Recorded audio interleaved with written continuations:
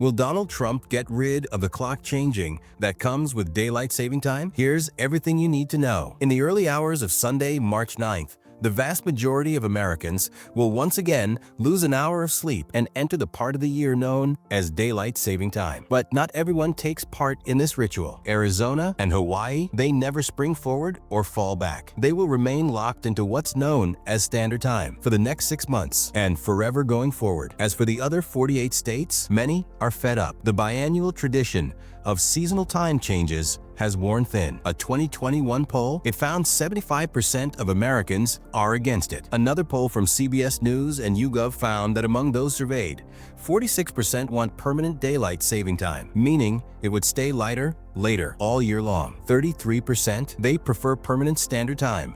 Earlier sunrises, earlier sunsets. Certainly good news for morning people. And 21%, they want to keep switching back and forth. President Donald Trump has vowed to work with the Republican Party to eliminate daylight saving time, calling it inconvenient and very costly to our nation. His close advisor Elon Musk agrees, writing on X, "Looks like the people want to abolish the annoying time changes." The billionaire's former Doge co-chair, Vivek Ramaswamy, backed up the sentiment, saying it's inefficient and easy to change. But the real question, what will the Trump administration actually do? Will they turn the clocks forward, permanently or backward? In 2022, the Senate unanimously approved a bill that would make daylight saving time permanent. The Sunshine Protection Act, introduced by then-Senator Marco Rubio, who is now Trump's Secretary of State, aimed to end the clock-changing madness. The Florida Republican called this twice-a-year ritual stupid, noting that locking the clock has overwhelming bipartisan and popular support. But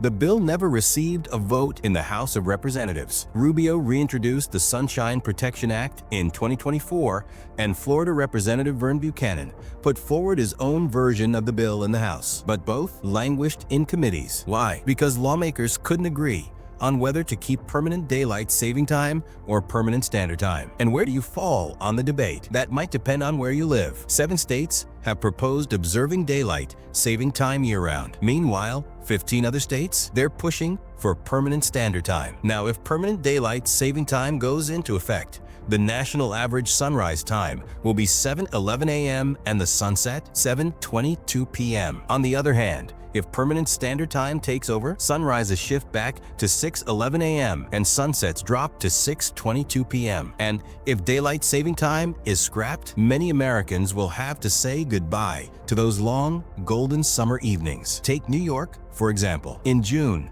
the average sunset would be 7:30 p.m. And if you want to catch the sunrise, you'd better pound some coffee because you'll need a 4:35 a.m. wake-up call. Right now, time zones and time changes are federally regulated. But what if Congress lets states decide for themselves? Crossing state lines could soon feel as confusing as Back to the Future. The origins of daylight saving time, they date back to World War I, when the Standard Time Act of 1918 was passed to conserve energy for the war effort. Half a century later, the Uniform Time Act of 1966 standardized it, stating that clocks would spring forward by 1 hour at 2 a.m. on the last Sunday in April and fall back at 2 a.m. on the last Sunday in October. Then, in 2005, the Energy Policy Act pushed DST to the second Sunday in March through the first Sunday in November. And here's something you might not know. It's a common myth that seasonal time changes were created to help farmers. In reality, many farmers oppose it. Why? Because it disrupts their carefully orchestrated schedules. Either way, experts agree.